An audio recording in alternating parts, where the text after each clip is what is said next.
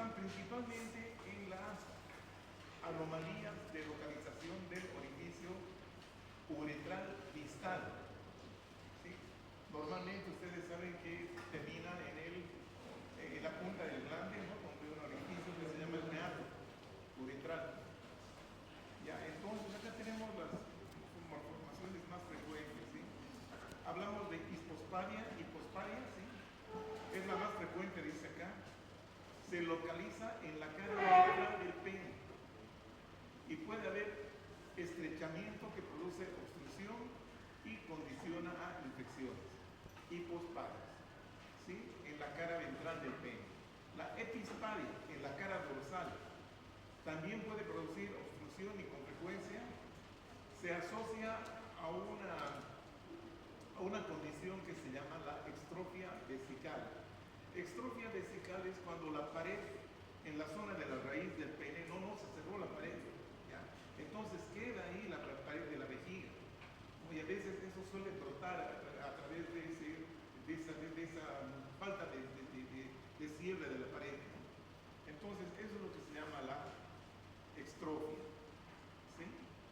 Bueno, otra normalidad es la fimosis, orificio del prepucio demasiado pequeño para permitir su retracción normal.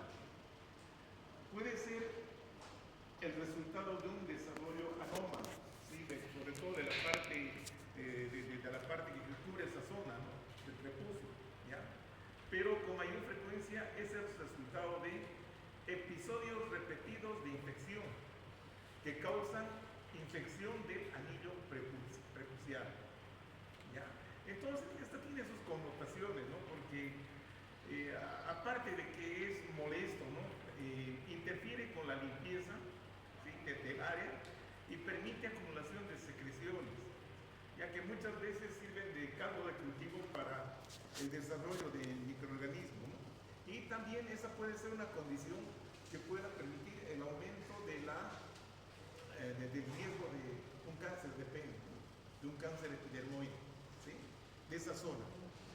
Bueno, a nivel del pene también pueden existir lesiones inflamatorias. Pueden ser procesos específicos que se conoce la causa, ¿sí? O inespecíficos. Un número importante de este tipo de procesos inflamatorios son causados por los ITS o ETS, ¿no? Son enfermedades o infecciones de transmisión sexual.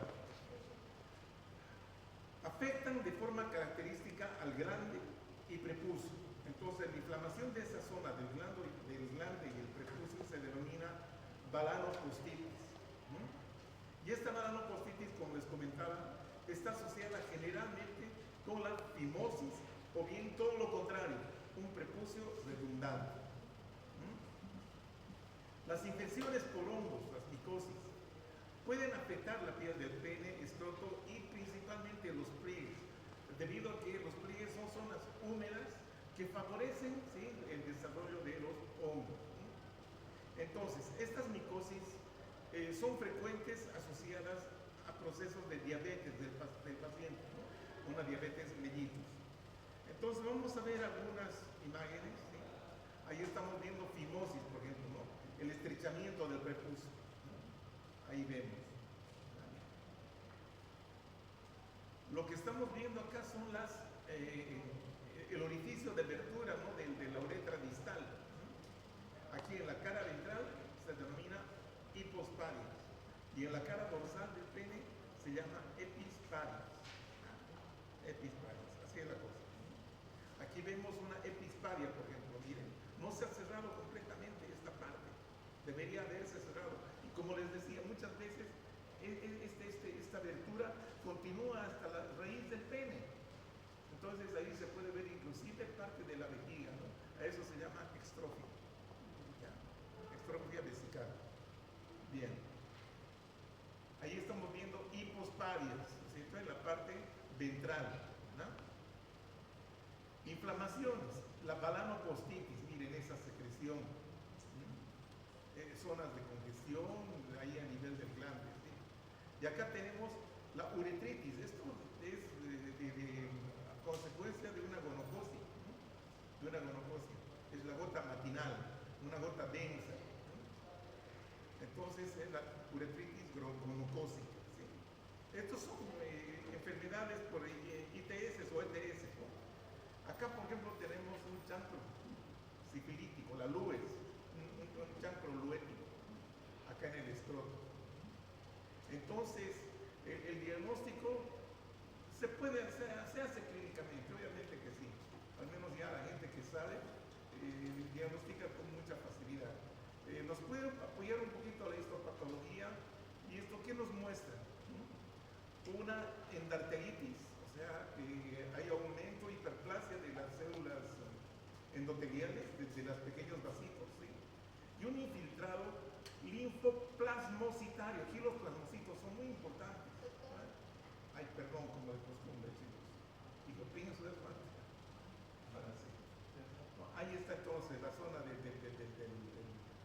la lesión primaria, ¿no? Es el llanto que se llama, llanto. Y aquí está la imagen microscópica. Les decía que es muy importante estimar, ¿no?, la cantidad de plasmocitos que hay, ¿no? Y además estos vasitos, estos vasos pequeños, con sus células endoteliales bastante hiperplásicas, que a veces suelen cerrar, obliterar, como dicen, ¿no? La endarteritis obliterante que se llama, ¿no? Y este proceso linfoplasmocitario, los plasmocitos son capital para el diagnóstico de un proceso luético, ¿no? También se llama LUES, ¿no? La sífilis. Bien. Esta es una balanitis candidiásica. ¿Sí? Es clásica la infección por el hongo, sobre todo por la Candida albicans, ¿sí? O la monidia, también se llama así, ¿no? Tiene este aspecto algodonoso. Bueno, entre las lesiones preneoplásicas, o sea, que aparecen antes que se declare el cáncer, sí tenemos las enfermedades in situ, ¿no? Preneoplasia, ahí está. La enfermedad de Bowen, que es el carcinoma in situ. Clínicamente son placas blanquecinas que suelen aparecer en adultos. Este tipo de proceso está claramente asociado al HPV, ¿no? Al virus del papiloma humano. Corre el riesgo de transformarse en un carcinoma epidermoide, o carcinoma escamoso, o carcinoma escamocelular. Es lo mismo, significa lo mismo, ¿sí? Entonces, puede haber también asociación con otras neoplasias viscerales, ¿no? Cáncer de hígado, de páncreas, etc. Puede estar concomitantemente, ¿no? Otra lesión es la eritroplasia de Queyrat, que son placas rojo brillantes, rojo brillantes, sobre el glande y el prepucio, ¿no? Esto también puede evolucionar a un carcinoma epidermoide, ¿no? Luego tenemos a la papulosis bowenoide. Ocurre en adultos sexualmente activos. Se distingue de la enfermedad de Bowen por la edad. Estos pacientes son más jóvenes, ¿no? Ya, entonces se presentan como lesiones como pápulas. Pápulas son lesiones bien definidas, un poquito aumentadas de tamaño, ¿sí? Y tienen este aspecto, ¿no? Pardo rojizas, múltiples, en lugar de ser solitarias. Esto para distinguir con el Bowen, ¿no? Con la enfermedad de Bowen, ¿no? Bien, otra patología que puede presentarse a nivel de pene es la enfermedad de Peyronie, ¿no? Peyronie. Es una fibromatosis. Las fibromatosis pueden afectar a cualquier lugar del cuerpo, ¿no? Y cuando afectan al pene, entonces se denomina enfermedad de Peyronie, ¿no? Entidad que parece ser más reactiva que neoplásica, ¿no? Aquí es un poco más escrito. Parece ser más reactiva que neoplásica, ¿no? Se caracteriza por placas duras en el pene, que se deben al proceso de depósito de colágeno entre los cuerpos cavernosos y la túnica albugínea. La túnica albugínea peneana es la capa más externa de todo el pene, que rodea todo, digamos, todo el cilindro, ¿ya? Todo el cuerpo del pene, ¿sí? Es como una cápsula, ¿ya? Eso se llama la albugínea peneana, ¿sí? Se piensa que la fibrosis es el resultado de un traumatismo microvascular y posterior inflamación crónica esclerosante organizada. Bueno, es una teoría, ¿ya? Pero aquí el detalle es que hay depósito de ese material fibroso, sobre todo entre los cuerpos cavernosos o alrededor de los cuerpos cavernosos y la túnica albuginea. Bueno, entonces, ¿qué nos muestra acá? Ahí están los cuerpos cavernosos, ahí están, ¿verdad? Los cuerpos cavernosos, el cuerpo borroso, ¿sí? Entonces, la envoltura es donde aparecen las placas fibróticas, ¿sí? Estas placas fibróticas. Esta placa más, esta cápsula más externa viene a ser la albuginea peniana. Entonces ahí vemos, miren, las placas fibrosas que prácticamente están desplazando al tejido elástico del pene, ¿ya? Que permite, digamos, cambiar de tamaño, ¿no? En situación. Bueno, entonces continuamos con esto, ¿no? De la enfermedad de Bowen, ahí está, ¿sí? Para los rojizas, habíamos visto. Y la histología muestra esto, ¿sí? Una desorganización, ¿sí? En la celularidad del espesor del epitelio. El epitelio estratificado plano, miren, figuras de mitosis, pleomorfismo, ¿sí? Pero solamente esto ocurre dentro del epitelio, no afecta a la membrana basal, por lo tanto es un carcinoma epidermoide in situ, in situ. Por eso también se la ha catalogado como una lesión preneoplástica, ¿sí? Preneoplástica. Bueno, vamos a los tumores ya. Entre los tumores benignos están el más importante, el más frecuente, el condiloma acuminado o verruga genital, que se llama, que puede afectar tanto al varón como a la mujer, condilomas acuminados, ¿sí? Proliferación epitelial en las superficies mucocutáneas, también está asociada al papiloma virus, ¿sí? Y probablemente el problema sea por contacto sexual, y estas verruguitas suelen ser recidivantes. La contraparte maligna vendría a ser el carcinoma epidermoide, ¿ya? Pero puede haber aquí una variante de este carcinoma epidermoide que es muy exofítico, digamos, muy verrucoso, como dice ahí, ¿no? Parece un coliflor, ¿no? Entonces se llama el carcinoma verrucoso, muy proliferante, ¿sí?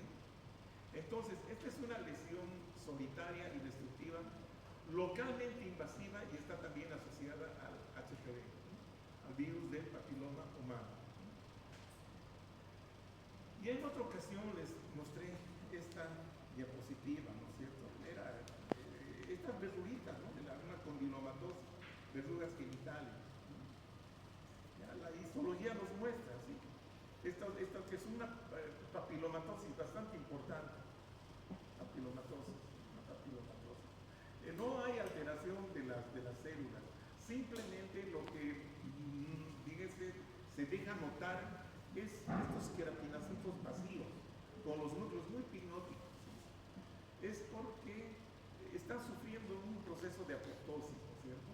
Entonces, a estas células así vacías, claras, como estamos viendo ahora, se les denomina coilocitos. Bueno, ya, y acá tenemos, bueno, carcinoma verrucoso, muy crecido, exageradamente grande.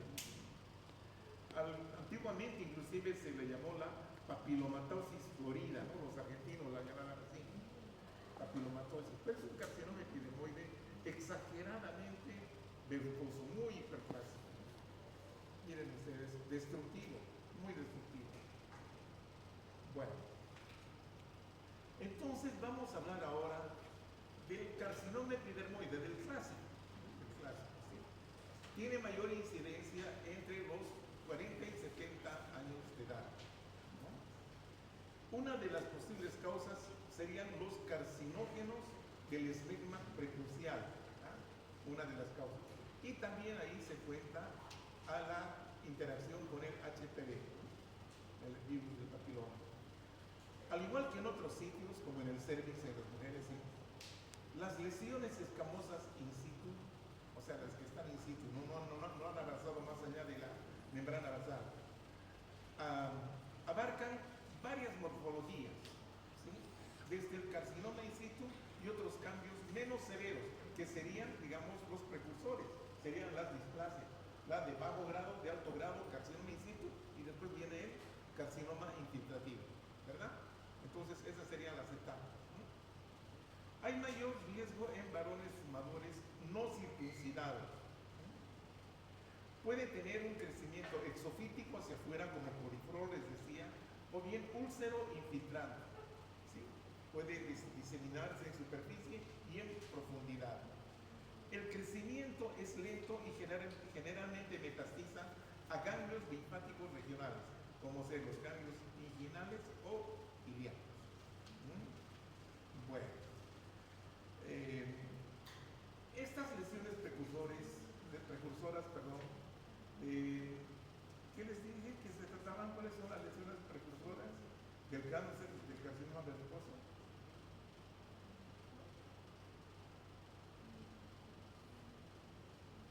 ¿Cuáles son las precursoras?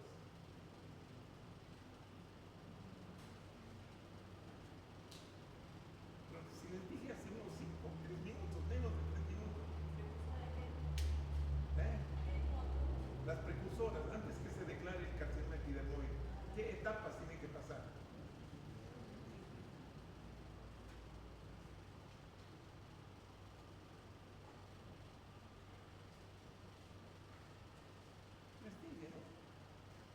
Displasia de bajo grado, de alto grado, carcinoma in situ, y después viene el carcinoma infiltrativo. No sé si, o estoy hablando muy fuerte y los despierto, no sé, algo está pasando. Bueno, ya. Bueno. Esa es la cuestión, ¿sí? Al igual que se acuerdan del carcinoma de páncreas, toda esa secuencia se denomina, en el páncreas se llama PANIN, ¿se acuerdan? Neoplasia intraepitelial pancreática, PANIN. En este caso se llama PENIN, neoplasias intraepiteliales del pene, ¿sí? Así se llama. Genéricamente, ¿no? Bueno, ahí tenemos ya el carcinoma epidermoide, destructivo, ya está afectando. Este es superficial. Acá tenemos, ya aquí está la sección, ¿sí? De la pieza, y aquí está el tumor, ¿no? Toda la parte del glande, ¿no es cierto? Y el prepucio, ulceroso, ¿no? Úlcero infiltrante. Y como ustedes ya conocen, la histología del carcinoma epidermoide es típico, ¿no es cierto? Vamos a encontrar siempre estas estructuras concéntricas que son las perlas o globos córneos. Ahí están islotes de células epiteliales neoplásicas invadiendo así el estroma. Ahí vemos un poquito más cerca los globos córneos.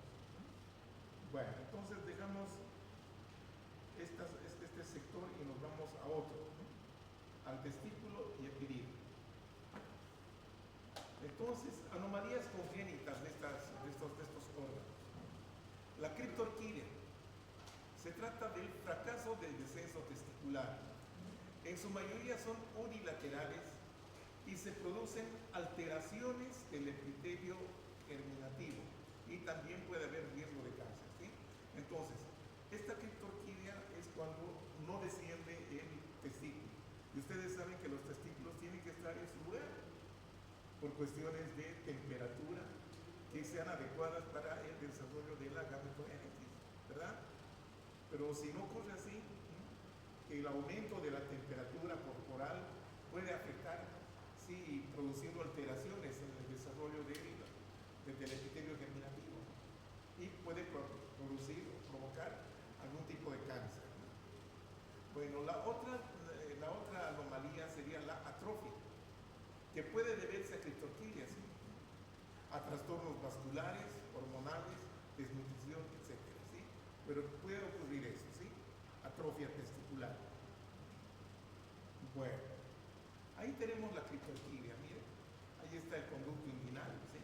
Entonces, puede quedarse en el abdomen, y ahí están, miren, el porcentaje de frecuencia, ¿no?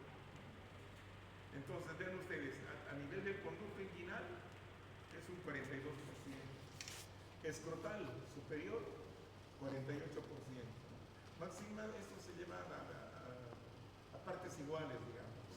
Ya cuando ha descendido, se supone que es normal, ¿verdad?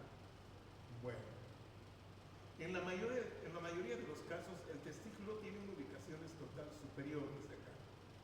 Bueno, pero es muy, muy poca, ¿no? Bueno, pero es la mayoría, pues, ¿no? Cuando hay democracia es así, ¿no? Puede quedar detenido también en el trayecto inguinal, ahí está, ¿sí? Y rara vez en la cavidad abdominal, ¿no? Pero suele ocurrir. Aquí vemos un testículo con atrofia testicular. Para empezar, los conductos y los túbulos seminíferos presentan un engrosamiento de su pared. Y el epitelio germinativo está reducido. El tejido intersticial es muy abundante, miren, muy, muy amplio. Y aquí podemos ver las células intersticiales, vasos, etc. Hay tejido conectivo lácteo.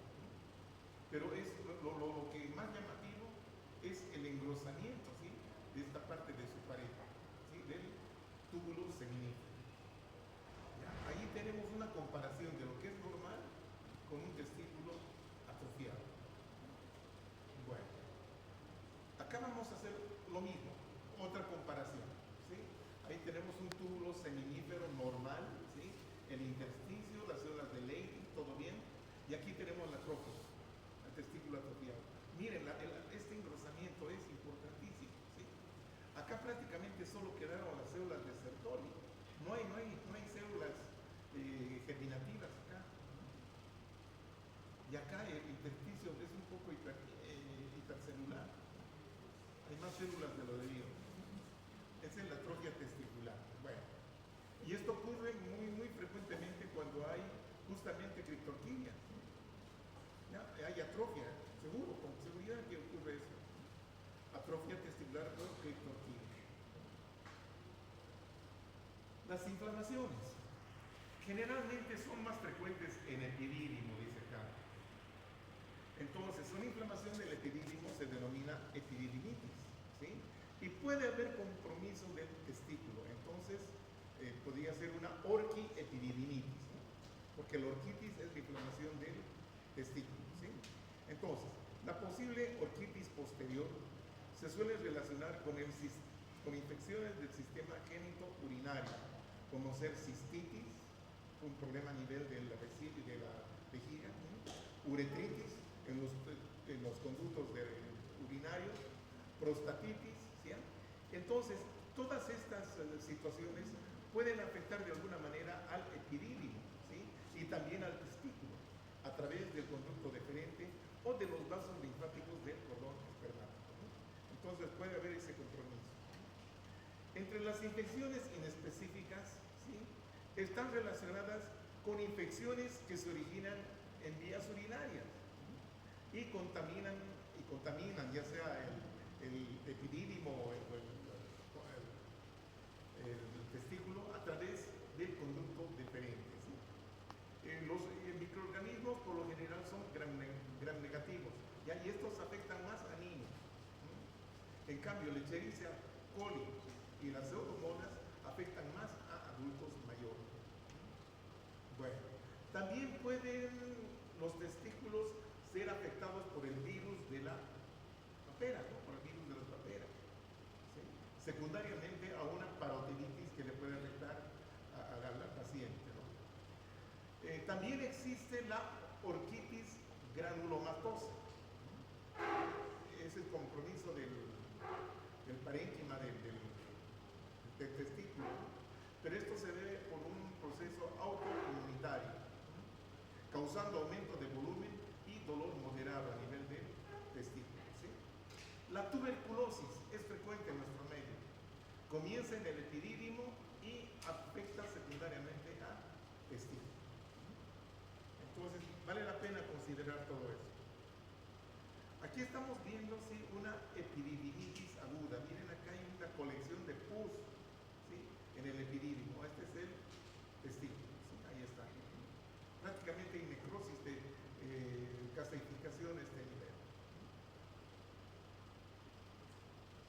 Esta es una epididimitis granulomatosa inmunitaria. Es muy parecida a la tuberculosis, inclusive se puede ver células gigantes, miren acá. Pero la diferencia es que en esta epididimitis granulomatosa inmunitaria no hay necrosis de calcificación. Y eso es importante para diferenciar, porque se parecen histológicamente muy parecidas.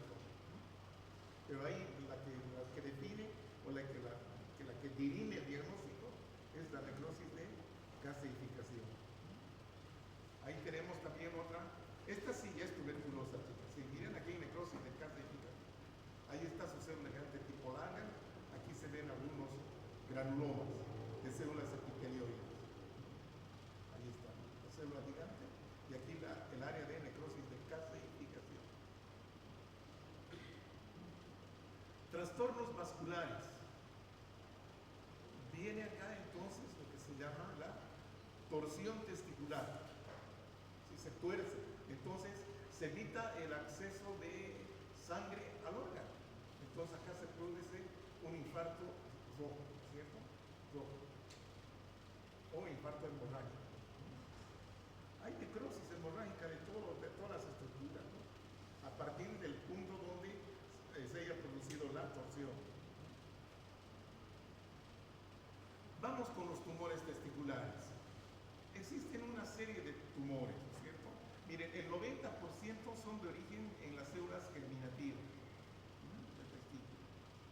Entonces tenemos los tumores seminomatosos, donde tenemos el más importante o el representante es el seminoma clásico.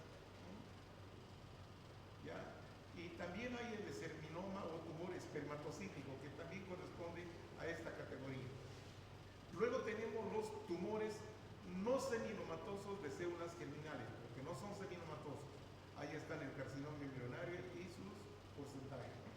El teratocarcinoma, coricarcinoma, tumores mixtos de células germinales, teratoma, el tumor espermatocítico, seminoma, pero este es un poquito antiguo.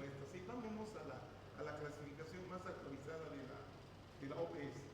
Esa es la que tenemos en el libro de Robin. Sí, vamos a agarrar esta. La otra no, está muy antigua, no me gustó mucho. Se me coló, pero no. Entonces, esta es la clasificación más aceptada igualmente, ¿no? Entonces, de células germinales, dice acá, ¿sí? Tenemos las premalignas, ¿no es cierto? Como las neoplasias de células germinales no invasivas o neoplasia in situ, ¿ya? Que son preneoplásicas. Aquí tenemos entonces las de que tienen un solo tipo histológico, ¿no? Copas puras, dice acá. Ahí están los seminomatosos. Entonces, su principal representante, el seminoma. Y luego tenemos los tumores no seminomatosos, ¿no? Como el carcinoma embrionario, tumor de saco vitelino, el postpuberal, y también existe el prepuberal, bueno, no hay problema, coriocarcinoma, el teratoma, que también existe una variante que es postpuberal, porque este tumor del saco vitelino y los teratomas son frecuentes en niños, ¿no? Por eso son puberales o prepuberales, perdón. En cambio, estos ya se presentan en personas mayores y son rarísimos. Lo mismo que con malignización de tipo somático, que también ocurre en el adulto. Vamos a ir tocando cada uno de estos puntos, ¿sí? Entonces, tumores de células germinativas no seminomatosas de más de un tipo histológico, son los tumores mixtos, ya son las mezclas de todo esto, mezcladitos. Vamos a encontrar todos estos patrones histológicos. Son relativamente frecuentes, pero existen, seguro que sí. Aquí está la segunda parte, ¿no? Tumores del estroma y cordones sexuales. Tenemos acá algunos tumores puros que son raros, ¿sí? Tenemos las células de Leydig, tumor de células de Leydig, tumor de células de Sertoli, ¿sí? Y otros, ¿no?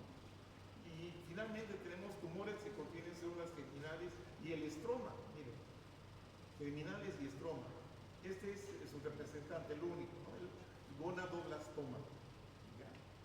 Y tenemos otros tumores más como células linfomas primarios de testículo. Vamos a ver algún detallito por ahí. Bueno, ¿qué dicen de los tumores germinativos? Que el 95% son de origen germinal. Su incidencia está entre los 15 y 34 años. Pueden tener un patrón histológico único o varios, que son los más frecuentes, los mixtos, ¿no? Así es. Como factores de riesgo se consideran a la criptorquídea, factores genéticos o disgenesia testicular. Estas es alteraciones en el desarrollo del testículo, disgenesia. Entonces acá entran ya de plano todo lo que son teratomas, carcinomas embrionarios, etc. ¿Sí? El 60% de estos tumores son mixtos, compuestos por más de uno de los patrones, de los puros que llamábamos, ¿no? Estos puros que habíamos mencionado antes, perdón, estos son los puros, ¿no? Entonces hay mezcla. Bueno, es bueno entonces tener en cuenta, ¿no? El seminoma es el más frecuente de todos, ¿eh? El 30% de los tumores testiculares son de este tipo, seminoma. ¿Ya? Máxima incidencia es en la cuarta década, del cuarto decenio. La variante más frecuente es el seminoma clásico. El seminoma clásico. Entonces, el 10% de estos seminomas clásicos presentan, o sea, son positivos para este marcador, ¿no? La gonadotrofina coriónica humana. ¿Ya? La otra variante es el tumor espermatocítico, o también antiguamente llamada seminoma espermatocítico, que afecta a adultos mayores y existe mayor polimorfismo nuclear, mayor polimorfismo celular. ¿Ya? Varía mucho la histología o la citología. Entonces acá tenemos macroscópicamente, ¿no? En imagen de un seminoma. Puede crecer hasta 10 veces más de lo normal.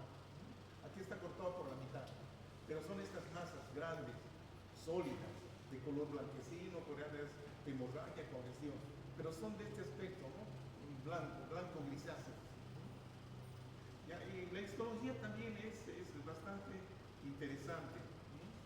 Presentan estos islotes de células tumorales, que son las células germinativas, ¿no? Separadas por estos tabiques de tejido fibroso, que en estos tabiques sí se presentan muchos linfocitos. Y ese es un punto que hay que tomarlo en cuenta para el diagnóstico de estos tumores. Aquí vemos a mayor detalle, miren, son células redondeadas, poligonales, de citoplasmas claros. Los núcleos son regulares por lo general. Puede haber notoriedad de los nucleolos, ¿sí? Pero en estos tabiques que separan, miren, hay estos infiltrados linfocitarios, ¿no? Hay linfocitos, ¿sí? Y esto nos ayuda al diagnóstico, ¿no? Del seminoma clásico. Entonces, eso es lo más relevante, ¿no? Que son células bien definidas, ¿no? Tiene su membranita celular que las individualiza. Citoplasma claro, núcleo irregular, digamos, algo claro a veces, el nucleolo ya dijimos, que se puede ver, ¿no? Nucleolo prominente, ¿no? Y este es el seminoma espermatocítico o tumor espermatocítico. Aquí el pleomorfismo celular es más importante, digamos, ¿no? Las otras que vimos en el anterior son más regulares, en cambio aquí varían, ¿no? Como les comenté, que se presentan en edad avanzada. ¿Ya? Entonces, la variabilidad de tamaño de las células es notoria, ¿no? Hay grandes, intermedias, pequeñas, en fin, pero se nota esa gran variabilidad en cuanto a tamaño de la célula. Bueno. Luego tenemos los tumores de células germinales, pero no seminomatosos. Aquí están sus representantes, ¿no? El carcinoma embrionario, máxima incidencia 20-30 años, muy agresivo. Es un tumor mixto de células germinales. En el 90% vamos a encontrar aumento de estos marcadores, ¿no? De gonadotrofina coriónica o de la alfa-fetoproteína. Podemos encontrar independientemente estas dos o ambas, no hay problema, ¿sí? Eso es lo que dice. Luego tenemos el tumor del saco vitelino.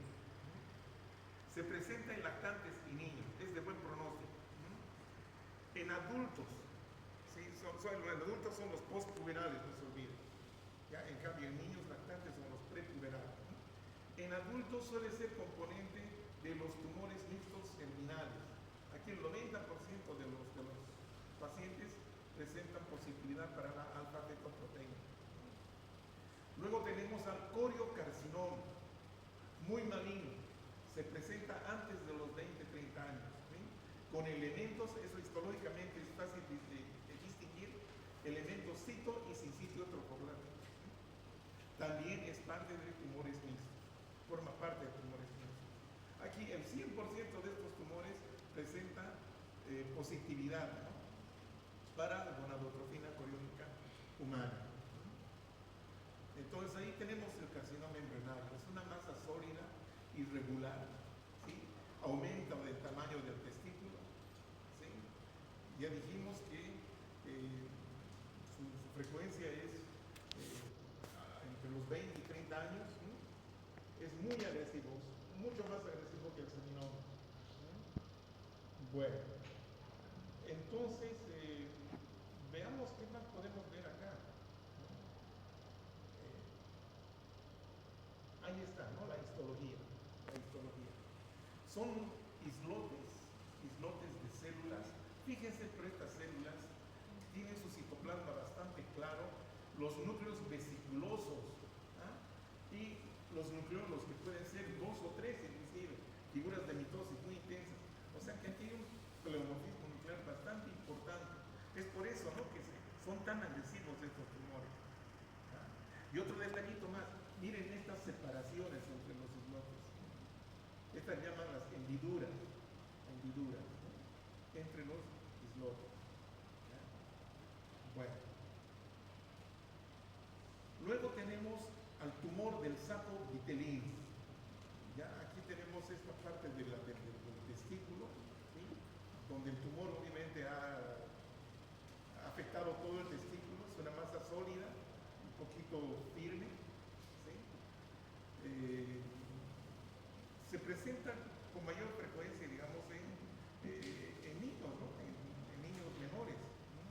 Prepúberes se llaman, ¿sí? Inclusive hasta los 3 años. Y cuando se puede diagnosticar en estos niños, el pronóstico puede ser bueno, pero cuando ya pasan más de la edad de la pubertad, ya es más difícil, ¿no?, que tenga una buena respuesta, ¿no? Entonces, sobre todo en los mayores, como los otros tumores, ¿no?, son parte de los tumores mixtos, ¿no? En los mayores generalmente no son puros, son mixtos, estos tumores de células germinales. ¿Ya? Entonces, esta es la histología. Parece una red, parece como encaje, dicen acá, de células tumorales que presentan estos espacios. Y aquí tenemos unas estructuritas, ¿sí?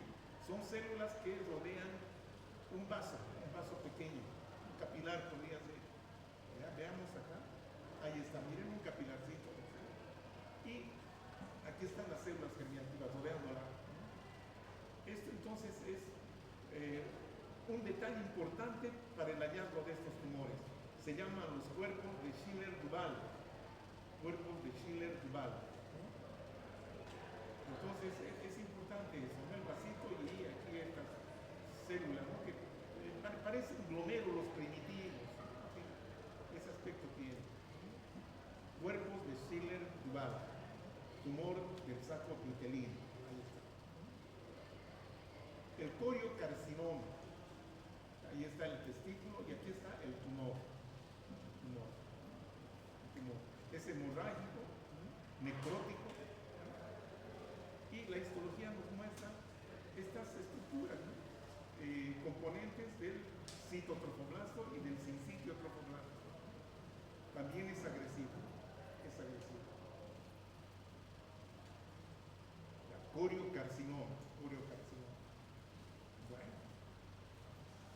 Y otra categoría de tumores están los teratomas. Son tumores que presentan diferenciaciones a estructuras derivadas de una o de las tres hojas del disco germinativo: ectodermo, mesodermo, endodermo. El 50% pueden presentar positividad para estos marcadores, ¿no? Mononucleotidas colónica, alfa-fetoproteínica o ambas, ¿sí? Se presentan a cualquier edad, principalmente en niños, ¿sí? Cuando se presentan en adultos ya se los considera malignos. Entonces tenemos los teratomas. Los teratomas maduros podemos encontrar tejidos derivados, ¿no es cierto?, de cualquiera de estas tres hojas, pero los elementos están bien diferenciados. Podemos encontrar cartílago, podemos encontrar diente, cerebro, cerebelo, lo que ustedes quieren, pero bien diferenciado, se puede reconocer, ¿ya? El inmaduro es cuando estos elementos están totalmente alterados, indiferenciados, ¿sí? Es el inmaduro, característico del adulto. Y acá tenemos una variante, el teratoma con malignidad de tipo somático. ¿A qué se refiere esto? Entonces, estos se presentan generalmente en prepúberes, ¿ya? En prepúberes con estructuras bien diferenciadas, ¿entienden? Bien diferenciadas. Pero ¿qué es lo que pasa? Estas estructuras, con el pasar del tiempo, pueden malignizarse, ¿entienden? Pueden malignizarse. Entonces, eso es lo que dice acá: elementos teratomatosos maduros, o sea, bien diferenciados, preexistentes. O sea que estos elementos teratomatosos maduros preexistentes pueden malignizarse con el tiempo, ¿ya? Mientras esté el tumor ahí, al menos si es que no se ha extirpado, ¿no? Entonces, ahí está esta categoría de tumores con malignidad de tipo somático, ¿ya? Bueno, estos ocupan el segundo lugar después de los tumores del saco vitelino. En los adultos, dice acá, los teratomas maduros son poco frecuentes, casi no existen, ¿sí? En los adultos son más inmaduros, o puede ser de este tipo, ¿no? ¿Ya? Con malignidad de tipo somático. ¿Ya? Ahí tenemos macroscópicamente, ¿no?, áreas de hemorragia, aspectos del tumor de distintas características. Aquí inclusive se puede ver cartílago, miren. Existen estos mismos teratomas en ovario en la mujer. Eso sí que son mucho más, digamos, más variados. Hay mayor variabilidad de encontrar tejidos. Les voy a mostrar en la próxima clase cuando veamos el tema. Entonces, acá vemos 4 imágenes, ¿sí? Miren acá, células ganglionares, chicos, células ganglionares, cuerpos neuronales. Acá tenemos un epitelio, ¿sí? Un epitelio, ahí inclusive formando glándulas. Aquí tenemos cartílago hialino. Acá tenemos piel queratinizante, miren, con queratina. Pero vean, las estructuras son completamente diferenciadas y maduras. Este es el teratoma maduro, ¿no?, de los niños, o de los prepúberes, antes de la pubertad. Bueno, en el teratoma inmaduro, bueno, ya la celularidad es bastante compleja, alterada. Inclusive, miren, acá estamos viendo estas estructuras que se asemejan a los tubos neurales, miren, tubo neural del embrión. Pero obviamente estos tumores son sumamente agresivos y de difícil tratamiento. Bueno, vamos a otra categoría: tumores de los cordones y el estroma gonadal. O sea, generalmente son funcionales. El tumor de células receptores no elaboran hormonas, dice acá, y el 10% tienen un comportamiento maligno. Ahí está el tumor, bien circunscrito, ¿sí? Bien circunscrito. Y aquí está la histología, ¿no? Esta tendencia a formar estos túbulos, ¿no?, como túbulos, pero todas son células receptores. Aquí está el ejercicio. el tumor de células de Leydig. Son células, estas sí que son funcionales. ¿Qué producen las células de Leydig? Testosterona principalmente. Pero, bueno, entonces son funcionales. En realidad elaboran andrógenos y por qué no una mínima cantidad de estrógenos, ¿sí? Pero sobre todo andrógenos, ¿sí? Hormonas sexuales. Bueno.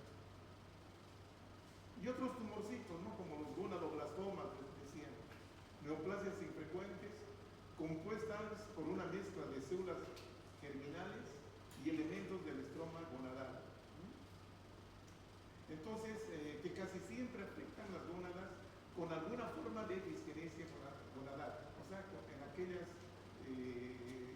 aquellas gónadas que han sufrido alguna alteración durante el proceso de su desarrollo. Entonces, en algunos casos, dice acá, el componente de células germinales se maligniza y pueden dar lugar a seminomas. Interesante. Los linfomas testiculares primarios son poco frecuentes, pero son la forma más común de neoplasia testicular en hombres mayores de 60. ¿Sí? Los más frecuentes en orden decrecientes son en orden de frecuencia, ¿no? Los más frecuentes, digamos así, medio redundante la cosa. ¿Ya? Entonces, el más frecuente sería el linfoma B difuso de células grandes.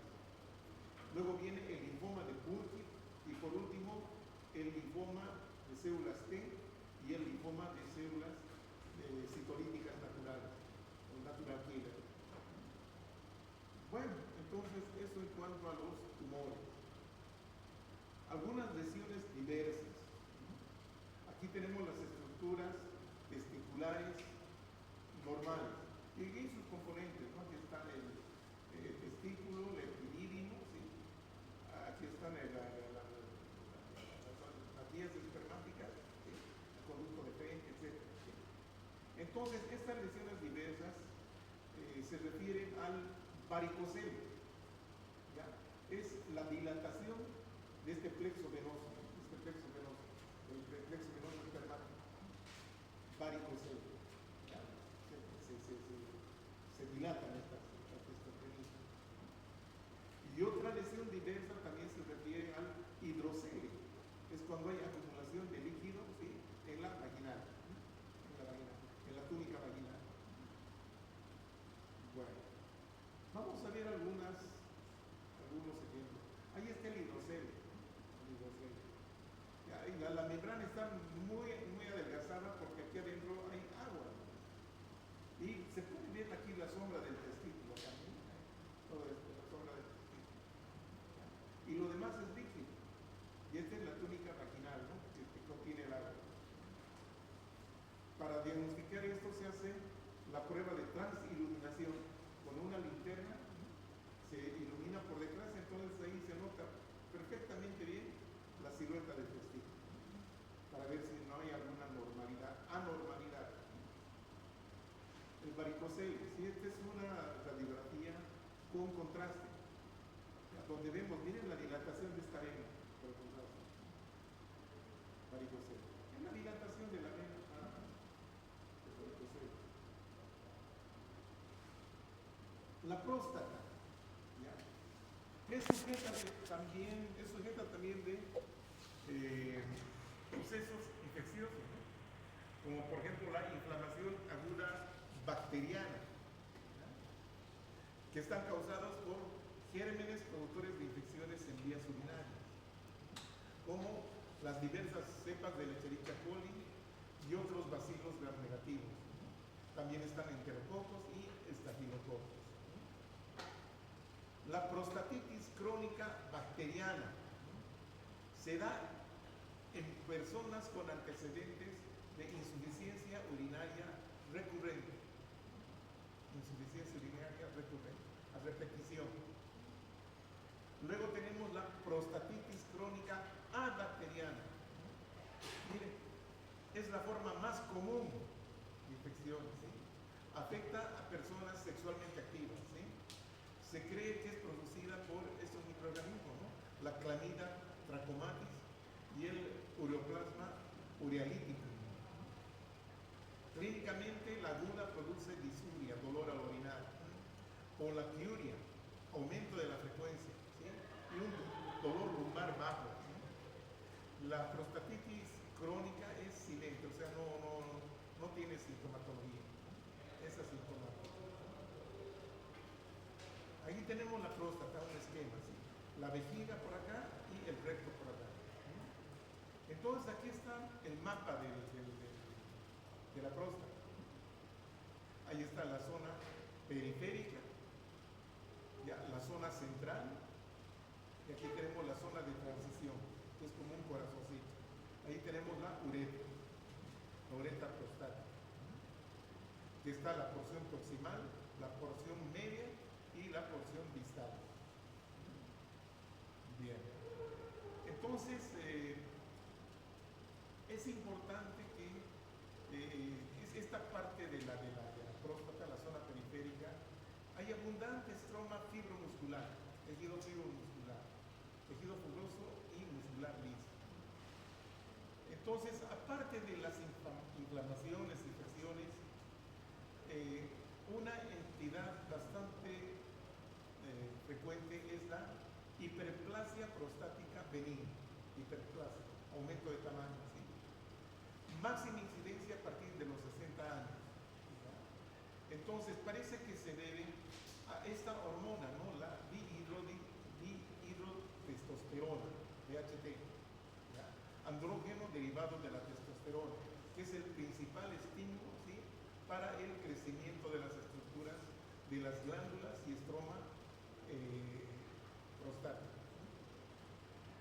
Clínicamente pueden producir dificultad para iniciar la micción, micturia, ir al baño varias veces durante la noche, chorro urinario defectuoso.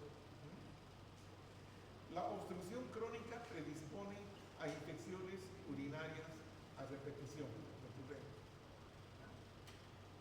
Bueno, entonces esas serían las características más importantes de la hiperplasia prostática, o del prostatismo que llaman otros. Ahí tenemos macroscópicamente, ¿sí? Hiperplasia nodular, ¿no? Porque aquí hay nódulos, agrandamiento de la próstata. La histología, miren estas glándulas, y aquí son alvéolos, ahí están los cuerpos amiláceos, y acá de distintos tamaños, inclusive a veces se dilatan quísticamente. Este es el estroma fibromuscular. Aquí hay grupos de acinos prostáticos. Aquí puede haber inflamación, claro que sí. Se ve inflamación. Hiperplasia prostática benigna. Luego tenemos el carcinoma prostático. Es el cáncer más frecuente en el varón de 65 a 75 años. No está clara su etiología. Sin embargo, se la considera multifactorial, muchos factores.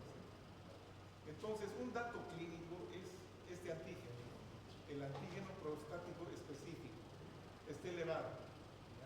Normalmente está entre 3 y 5 nanogramos por decilitro, en realidad es decilitro. Pero acá encontramos el PSA mayor a 10. Entonces, se originan con mayor frecuencia en las glándulas periféricas, ya pudiendo hacerse palpables, dicen, ¿no?, estos nódulos que crecen así en forma nodular, y la consistencia es muy dura, es leñosa, dicen los urólogos, porque cuando una hiperplasia es benigna es una consistencia así remitente, ¿no?, como goma, pero aquí ya es dura, leñosa, por la fibrosis, obviamente. Ahí tenemos un carcinoma prostático, ahí se nota bien la fibrosis. Y la histología nos muestra esto, ¿no? Glándulas que están infiltrando, miren, pequeñitas, infiltrando el estroma. Y el sitio de metástasis del carcinoma prostático principalmente es la columna vertebral. Ahí están estos nódulos metastásicos, ¿no?, de un cáncer prostático. Listo, jóvenes. Acabamos con esto. No se olviden anotarse.